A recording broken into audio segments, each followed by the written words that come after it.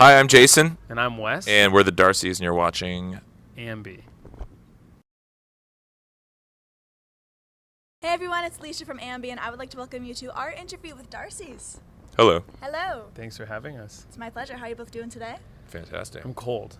It's kind of cold, It's right? a little chilly today. It's like the first cold day. It I feel is. like a toque is a good way to combat the cold, though. I was debating toque, baseball cap. How to maintain a summery look, though, Yeah, with a it's true. toque on? I don't know. You the can't. appearance It's gonna be of a summer challenge. in the winter. Well, it's an exciting time to be in Darcys because you are soon releasing a new record, Centerfold. So how excited are you to just unleash this labor of love finally? It's like it's excitement. It's a relief. It's so many things all at once. We've been working on it for so long, and so it's kind of a weird and amazing experience to slowly just put out a little bit at a time and give people a taste of what we've been after. And so now we're working on the show that's going to go on the road, and it's just kind of about, packaging the whole thing and kind of tell a story with the whole thing. Plus, like, all your least favorite songs are always the ones that come out first, right? They're like, oh, this one's the best for radio, or this one's the best for that. So it comes out, and then all of your favorite songs people get to hear when the actual record comes out, so it's better. I was thinking about that. All of my favorite songs are like the last songs on records. Oh yeah? And so we have a special treat as the last song on this record.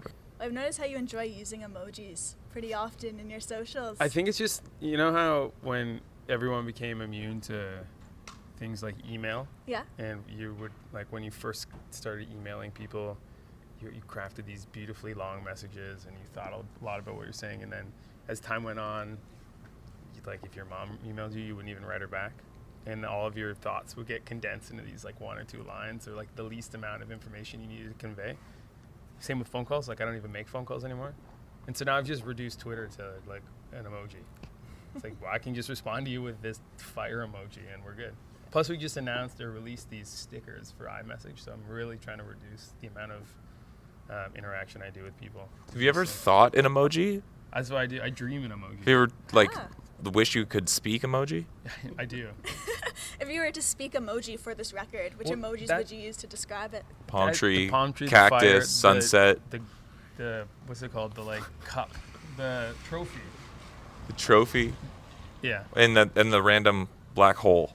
Yeah. I also like the irony that people are now, like, writing out emojis, like fire emoji. They'll, like, write that.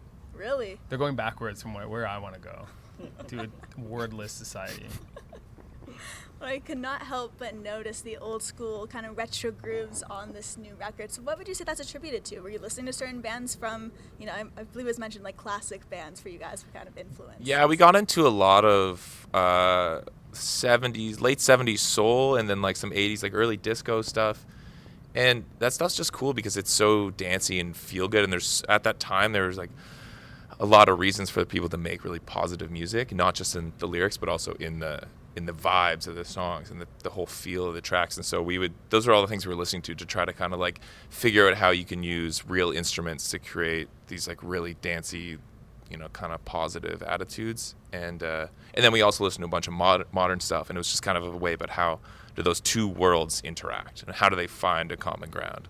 I was taking on that more pop direction 'cause a lot of the older tracks, they did have more of a serious tone, and I feel like you guys are really trying to be a lot more fun with this new album. No, actually, we're just always been fun. We actually put on a serious tone, which was way harder to do. It was funny. We did a podcast like in the middle of our last record, and the guy was like, "I really didn't think this is what you would be like," and I guess he thought we'd just be really somber Really serious and like stern. sad about everything. So now we've just taken it on ourselves to try to figure out how to play those songs in the new set, which is not easy. How to make sense of those songs. Yeah, the in a two bunch worlds of- don't mesh flawlessly. Like, we have to kind of find a way to bring them together. I mean, the weird thing is it's all us.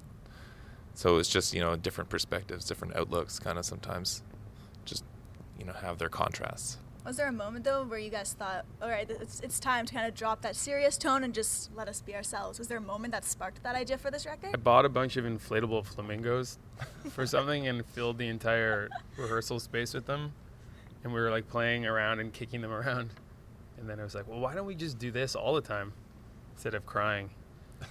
So then we said, No we'll more have more tears. fun. more No, not tears? really. I think that, the branding goes a long way for any record. And I think that when we put this record out, started working on this record, it was lighter, it was more fun. As far as the actual sonics, I think the content lyrically still has some layers to it and some levels to it, not just sort of the surface sort of miracle vibes.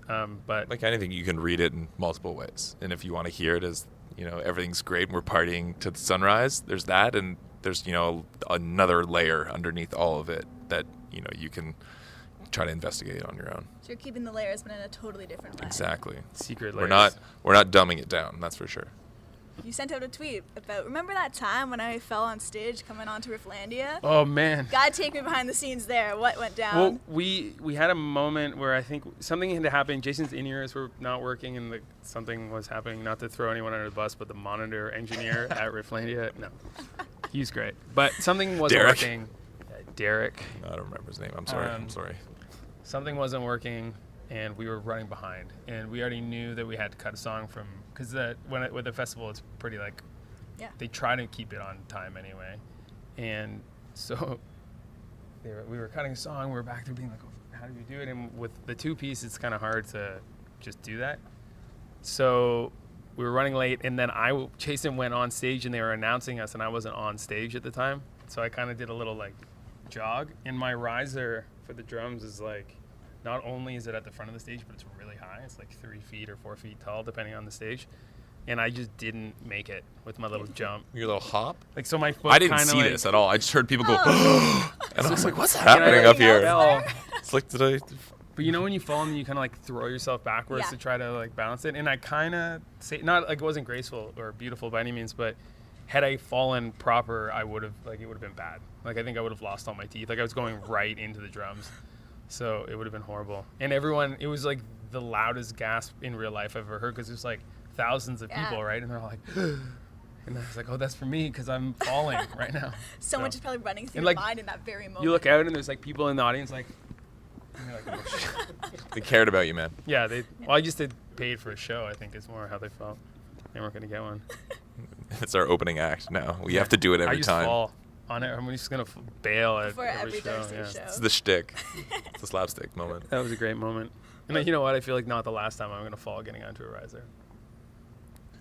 I went out to the front of the stage, and there were a bunch of cables recently, and they started rolling, and I was right at the edge. Oof. And I realized that you really got to plan out your choreography, otherwise you could be in some dangerous situations. Such a hard life, the two of us. Watch out. Well, to wrap things up, I want to end things on the fans. Anything you want to say to all of them who will be viewing? Just any parting words? Nothing. Nothing at all. Nothing at all. It's not like you have anything. We're going to announce that we're going to make an announcement about announcing something to our sometime fans in the future soon. I was thinking about this today also because of a different interview, but we have really patient fans, and it's really wonderful. We've thrown so many horrible and different things at them over the course of our career, and they've just been cool, this is great. And instead of expecting something, they've been really. I mean, we've expected that people would be with a change in direction or some of the things we've done, they've been no, okay, enough is enough. We've had it. And we didn't have any fight back. Everyone was excited to go along for the ride and come with us. So it's, it's amazing. You actually feel you got some people out there that really care. You have to look into the camera and say that you have the best fans. I have. We. No, not you. We. You. I. Wes has the best fans. We mean that, though. Wes's fans are the best. There. Well, I just want to say thank you to the both of you for chatting today. We appreciate it. Thank you for having us out. It is my pleasure. Here in this alley. And remember, to everybody viewing, you can visit us at musicblogger.com for all exclusive interviews, features, videos, and so much more with your favorite artists. See you next time. See ya.